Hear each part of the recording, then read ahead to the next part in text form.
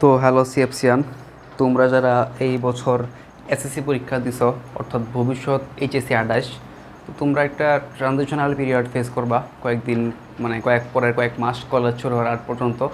So as a ঢাবিয়ান, আমি কি করছিলাম নিজে এই টাইমে এবং অন্যান্যদের কি পরামর্শ দেই সেটাই তোমাকে শেয়ার করবো আজকে। ঠিক আছে, তো আমি রাজিনা আহমেদ হিমেল, পড়াশোনা করছি ঢাকা বিশ্ববিদ্যালয় বোটানি ডিপার্টমেন্টে, 25-26 সেশন, অর্থাৎ এইচএসসি 25। তো আমি তোমাদের মোটামুটি কাছাকাছি ব্যাচ, তো কালচার সম্পর্কে আমার মোটামুটি একটা আইডিয়া আছে যে কী চলে অনলাইনে অফলাইনে। তো আমি তোমাদেরকে আশা করি ভালো কিছু অ্যাডভাইস দিতে পারবো, যারা চাও মানবা, যারা মনে করো না আমার মতো একজন অনভিজ্ঞ কারো কাছ থেকে কেন কথা শুনবো বা কেন পরামর্শ নেব, তারা চাইলে স্কিপ করতে পারো। ঠিক আছে, তো প্রথম কথা সেটা হচ্ছে এখন কি করব। সো এখন কি করবা, তার মধ্যে সবচেয়ে বেস্ট কয়েকটা অপশন আছে। 1 নম্বর অপশন চিল্লা রিল্যাক্স, আর একটা হচ্ছে আইডিয়া। আইডিয়া কি তারপরে বলতেছি। এর মধ্যে আমি যেটা করছিলাম, আমি চিল্লা দিছিলাম। চিল্লা দেওয়া মানে হচ্ছে দাওয়াতে তাবলীগের কাজে যাওয়া, যারা মুসলিম ধর্মের আসো। সো এটা কি, এটা হচ্ছে 41 দিন তুমি 13টা মসজিদে পার করবা, 3 দিন করে একটা মসজিদে। তো ওইখানে হাদিস শিখবা, আদব কায়দা শিখবা, নামাজ শিখবা, 5 ওয়াক্ত নামাজ পড়তে হবে, এবং অবশ্যই অবশ্যই নিজ জেলা থেকে অন্য জেলায়, দূরবর্তী কোনো জায়গায় নিজের কাজ নিজে করতে হবে। অপরিচিত মানুষের সাথে মিশতে হবে, ওই এলাকার মানুষকে, মানে প্রত্যেক মসজিদের এলাকার মানুষকে দাওয়াত দিতে হবে। সো এটা খুব ভালো একটা কাজ, এবং আমি মনে করি এইটা হচ্ছে বেস্ট কাজ, শুধুমাত্র ধর্মীয় দৃষ্টিকোণ থেকে না। কারণ এই সময়টা অলস সময় এবং কোনো কাজ থাকে না, তো এই টাইমে এটা সবচেয়ে বেস্ট একটা কাজ, বুঝছো। তো আমি হাইলি রেকমেন্ড করবো, কেউ যদি চিল্লা দেও, অবশ্যই চিল্লা দেও। তোমার এলাকার যারা একটু দাওয়াতে তাবলিগের কাজের সাথে যুক্ত, যারা জামাতে যায়, মসজিদে যোগাযোগ করলেও পারবা, তো ওখান থেকে যেতে পারো, খুবই ভালো হবে। এবং এইটা জীবনের একটা স্মরণীয় একটা মানে অভিজ্ঞতা। কোনো জায়গায় ঘুরতে গেলেও এতটা মানে স্মৃতি থাকে না যতটা নাই তোমার 41 দিনে হবে। অনেক মধুর স্মৃতি হবে, অনেক তিক্তকর স্মৃতি হবে, বাট ওভারঅল এটা খুবই ভালো একটা প্যাকেজ। ঠিক আছে, তো ওইটা মানে নট মানে শুধুমাত্র ধর্মীয় দৃষ্টিকোণ থেকে না, তোমার এই একাডেমিক দৃষ্টিকোণ থেকেও খুবই ভালো একটা চয়েস হবে। ঠিক আছে, তো এটা ছিল 1 নম্বর অপশন। 2 নম্বর অপশন হচ্ছে রিল্যাক্স। চাইলে রিল্যাক্স করতে পারো, এত চাপ নেওয়ার কিছু নাই, কারণ পড়াশোনা এখন তেমন একটা শুরু করার দরকার নাই। করলে করতে পারো, যদি নিজে নিজে করতে চাও তাহলে পারবা না। কেন পারবা না? কারণ আমরা যখন নিজে নিজে শুরু করি তখন আমাদের একটা পরিবেশ দরকার হয়। তো ওই পরিবেশটা আসবে কলেজ শুরু হওয়ার পর। এখন বিভিন্ন ব্যাচে হয়তো ভর্তি হইতে পারবা, বাট ওই রকম মানে টেনে পড়াবে না, আস্তে আস্তে পড়াবে, সময় খাবে অফলাইনে। আর অনলাইনেও শুরু করে দেয়, বাট অনেক বেশি সময় নেয় শুরুর দিকের অধ্যায়গুলো, যদিও বড় অধ্যায়গুলো সময় দেওয়া প্রয়োজন, বাট অতিরিক্ত সময় অনেকে লাগায়। আর মানে ওই রকম মন মানসিকতা থাকে না কলেজে ভর্তি হওয়া না পর্যন্ত পড়াশোনা করার। তো এখন যদি নিজে নিজে পড়তে চাও তাহলে তেমন একটা পারবা না। আর যদি কোনো ইউনিভার্সিটির ভাইয়াকে বাসায় এনে পড়তে পারো, মানে টিউশন টিউশন হিসেবে পড়তে পারো, তাহলে হয়তো পড়তে পারবা। মানে তোমারকে গাইড করার জন্য একজন লোক লাগবে, বাট নিজে নিজে পড়াটা একটু টাফ। চেষ্টা করতে পারো, প্রবলেম নেই, বাট অতিরিক্ত চাপ নেওয়ার কোনো দরকার নেই এখন, কারণ আগাইতে পারবা না। তবে সিস্টেমগুলো বুঝতে হবে, বুঝছো। রিল্যাক্স, পরে হচ্ছে আইডিয়া। এখন আইডিয়া মানে কি? আইডিয়া মানে হচ্ছে তুমি যদি উপরের 2টা কাজের একটা না করো, তাহলে এই 3টা বিষয় সম্পর্কে আইডিয়া নিতে পারো। একটা হচ্ছে সোর্স। সোর্স মানে কি? পড়াশোনার সোর্স, যে কোন সাবজেক্টের জন্য কোন রাইটারের বই পড়বো, কোন অ্যাডমিশনের জন্য কোন কোচিংয়ের বই অথবা কোন বইটা ভালো। তো এরকম যে ম্যাটেরিয়ালসগুলো আছে, এডুকেশনাল ম্যাটেরিয়ালস, এইগুলো সম্পর্কে একটা আইডিয়া থাকতে হবে এবং ক্লিয়ার আইডিয়া থাকতে হবে। এই ব্যাপারে তোমাদেরকে সবচেয়ে ভালো হেল্প করতে পারে যে তোমার ডিজায়ার্ড বিশ্ববিদ্যালয় অথবা মেডিকেল অথবা ইঞ্জিনিয়ারিং যে মানে বিশ্ববিদ্যালয়গুলো আছে, এইগুলোতে যারা পড়াশোনা করে এবং রিসেন্টলি পড়াশোনা করে, তারা কোন কোন সোর্স থেকে পড়ছে বা কোন সোর্সটা সবচেয়ে ভালো, সেই সোর্সগুলো সম্পর্কে তোমাকে আইডিয়া নিতে হবে। সো আমি নিজেও ভিডিও বানাবো, সো এই সম্পর্কে প্রত্যেকটা বিষয় সম্পর্কে সেপারেট ভিডিও হবে। সো এগুলো পেতে চাইলে অবশ্যই অবশ্যই সাবস্ক্রাইব করতে পারো। ঠিক আছে, তো অবশ্যই অবশ্যই তোমার পড়াশোনার সোর্সগুলো সম্পর্কে আইডিয়া নিতে হবে এখন। আর অ্যাডমিশন সম্পর্কে আইডিয়া নিতে হবে, মানে অ্যাডমিশনের রুলস এবং সিস্টেমগুলো সম্পর্কে আইডিয়া নিতে হবে। যেমন ধরো ঢাকা বিশ্ববিদ্যালয়ে কত 60 নাম্বার এমসিকিউ, 45 নাম্বার রিটেন, এবং কততে পাস, এমসিকিউতে কত পেলে পাস, কত এমসিকিউতে কত পেলে খাতা দেখবে, কী কী সাবজেক্ট দাগানো যায়, মানুষ কী কী দাগায়। ঠিক আছে, এইগুলো সম্পর্কে সম্যক আইডিয়া এখন থেকে থাকতে হবে। এরকম না যে তুমি এখন অ্যাডমিশন প্রস্তুতি নিচ্ছ, বাট শুরু থেকে যখন তোমার অ্যাডমিশনে কী করতে হবে বা সিস্টেমগুলো সম্পর্কে আইডিয়া থাকবে, তখন অনেক কিছু তোমার জন্য ইজি হয়ে যাবে। যেমন অনেকে মনে করে যে অ্যাডমিশন হয়তো বা শুধুমাত্র ফিজিক্স, কেমিস্ট্রি, ম্যাথ, বায়োলজি এই চারটাই, কিন্তু তুমি যখন অ্যাডমিশন দেবা তখন দেখবা জাহাঙ্গীরনগরে আইকিউ আছে, বাংলা আছে, ইংলিশ আছে, বুঝছো, আবার রাজশাহীতে আইসিটিও আছে, খুলনাতে আইসিটি আছে। তো মোটামুটি সবগুলাই তোমাকে পড়তে হয়। তো এখন থেকে যদি ওই আইডিয়ার থাকে কোনটায় কত নাম্বার, কোন সাবজেক্ট থাকে, কীভাবে পড়তে হয়, তাহলে তোমার মানে যখন কোনো কিছু পড়বা তখন তুমি আইডিয়া করতে পারবা যে এটা আমার জন্য কতটুকু গুরুত্বপূর্ণ, আমার কোন স্টাইলে এই সাবজেক্টটা পড়লে ভালো হবে। সো এগুলো তোমাকে কেউ শেখায় দেবে না। বাট তোমার যদি এখন থেকেই অ্যাডমিশন সম্পর্কে একটু সামগ্রিক ধারণা থাকে তাহলে ভালো। আরেকটা ধারণা হচ্ছে ইকোনমিক্যাল ধারণা, যেমন অ্যাডমিশনে কিন্তু ভালো পরিমাণ টাকা যায়। এখন থেকে যদি তুমি কিছু সেভ করতে পারো তাহলে ওই সময় আর কোনো চিন্তাই করতে হবে না। তো ভবিষ্যতে কী পরিস্থিতি আসতে পারে এবং সিস্টেমগুলো কী কী এগুলো সম্পর্কে আইডিয়া থাকলে খুবই উপকার হবে। তো এটা আমি হাইলি রেকমেন্ড করবো এটাও। বাট চিল্লার উপর কোনো কিছু নাই, কারণ এই টাইমে তুমি এইগুলো করো বা পড়াশোনা করো খুব বেশি আগাতে পারবা বলে আমার মনে হয় না। ঠিক আছে, এক নাম্বার। পরেরটা হচ্ছে টিচার। সো টিচারের ক্ষেত্রে আইডিয়া নিবা যে কোন টিচার ভালো, বোথ অফলাইন এবং অনলাইন। এখন তো আমি বলি যে হাইব্রিডলি পড়তে পারলে ভালো হয়, যেমন অফলাইনেও পড়া, অনলাইনেও পড়া। এই দুইটা সবচেয়ে কম্পিটিশন সবচেয়ে ভালো, কারণ অনলাইনে দেখা যায় কনসিস্টেন্ট থাকাটা খুবই টাফ, বাট অফলাইনে কনসিস্টেন্ট থাকা ইজি। বাট সমস্যা হচ্ছে অফলাইনে 1 ঘন্টা করে পড়ায়, মানে তেমন একটা আগানো যায় না বা স্লোলি পড়ায়। বাট অনলাইনে খুব ভালো পড়ায় এবং অনলাইনের টিচারগুলো কিন্তু খুবই ভালো, মানে আমাদের জন্য সুইটেবল, আমাদের জেনারেশন যারা আছে তাদের জন্য। আর যে কোনো সময় ক্লাস করা যায়, সুবিধা আছে দুইটারই, সুবিধা দুইটাই আছে। ঠিক আছে, তো এরকমভাবে টিচার সম্পর্কে আইডিয়া নিবা যে কোন টিচার ভালো পড়ায়। এবং এইখানকার সবচেয়ে গুরুত্বপূর্ণ হলো টিচার সিলেকশনের ক্ষেত্রে ইউনিভার্সাল টিচার সিলেক্ট করবা। এরকম না যে ওই কলেজের স্যারের কাছে ওই কলেজের শিক্ষার্থীরা বেশি বেশি পড়ে তাই আমি ওই স্যারের কাছে পড়বো, এরকম না।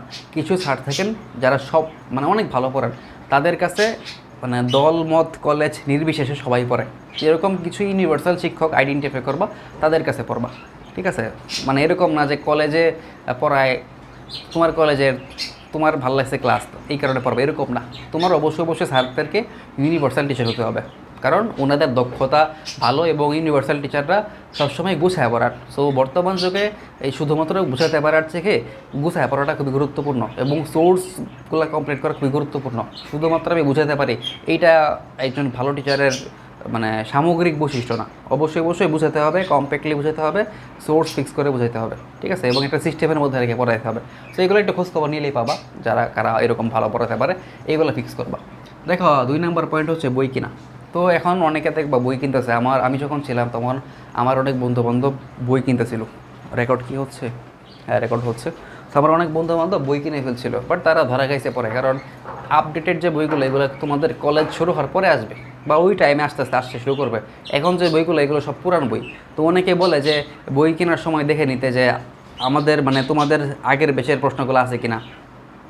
ঠিক আছে, যেমন তোমরা কি এইচএসসি 28, তো এইচএসসি 27 বা 26-এর প্রশ্নগুলো আছে কিনা, এগুলো হবে তোমাদের বই।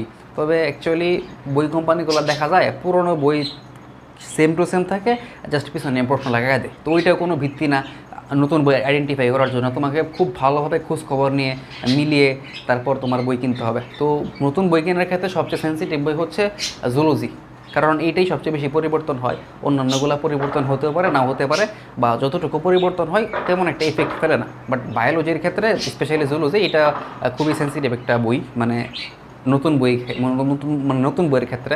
সেগুলো পাল্টানোর কোনো যৌক্তিকতা নেই। তোমরা যাতে নতুন বই কিনে, এই কারণে এগুলো সিন্ডিকেট মানে বই ব্যবসা আর কি, এই জন্য পাল্টাবেই, মানে এটা দেখা যায় পাল্টাই।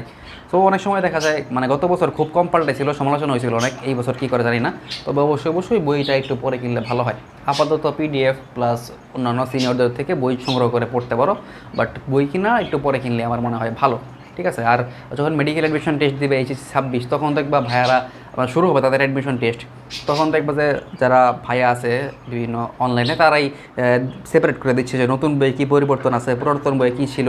তো এই ভিডিওগুলো দেখলে তুমি নতুন বই আইডেন্টিফাই করতে পারবা। তো তখন কিনাও, তবে তুমি যদি পরিচিত কেউ থাকে যে ভরসাযোগ্য তাহলে কিনতে পারো। তো এইটা ছিল বই কেনার ক্ষেত্রে উপদেশ, কারণ অনেক সময় পুরোনো বই ধরে দেয় আর কি।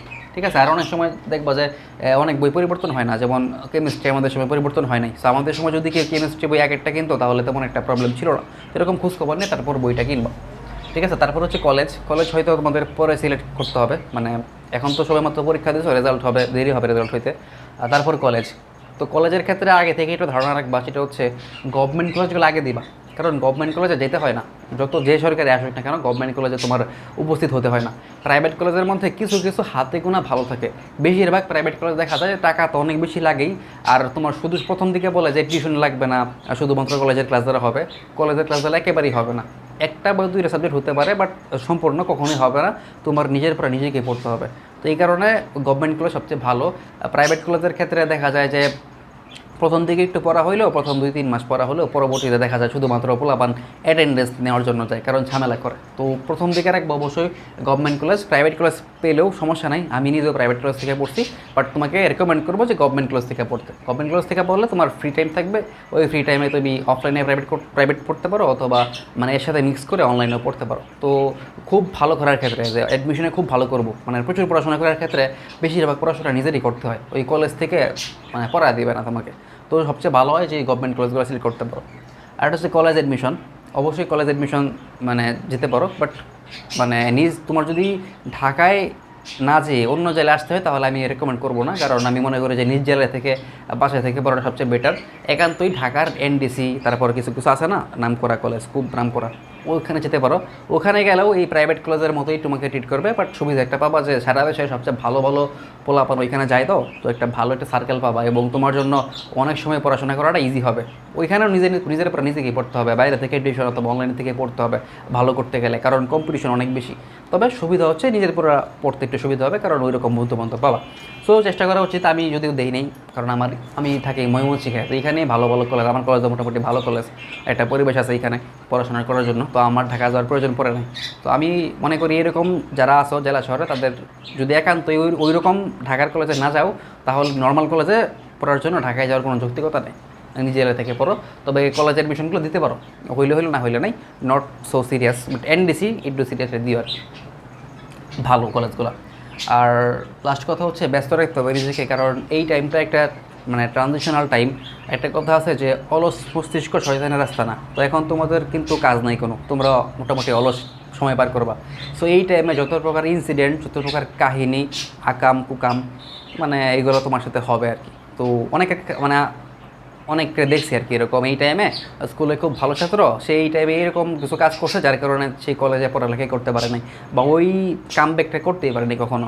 কলেজ শুরু হয়ে গেছে, পড়াশোনা শুরু হয়ে গেছে, 6 মাস পরে তার হুশ হয়েছে, বুঝছো? তো এরকমভাবে এই টাইমটা খুবই মানে ক্রুশাল একটা টাইম। সো এই কারণে আমি বলছিলাম যে চিল্লা কেন বেস্ট, কারণ এইখানে তুমি ব্যস্ত থাকবা, এটা ভালো মানে পরিবেশে থাকবা।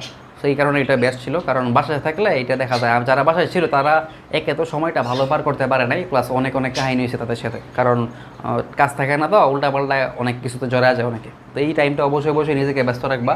তুমি চিল্লা না দাও, এগুলো করতে পারো, অথবা অন্য যে কোনো কিছু একটা শিখতে পারো, বুঝছো? কিছু একটা শিখতে পারো যেটা কার্যকর কিছু, যেটা তোমার পড়াশোনায় বা কেরিয়ারে হেল্প করবো এরকম কিছু, এবং যেটা তোমার ভালো লাগে অবশ্যই। তো এই টাইমটা পাস করতে পারো এরকমভাবে, বাট অলস থাকা যাবে না, মানে ঘরে বসে থাকা যাবে না যে কী করবো সারাদিন অনলাইনে থাকা যাবে না, ভালো একটা কিছু শিখতে হবে।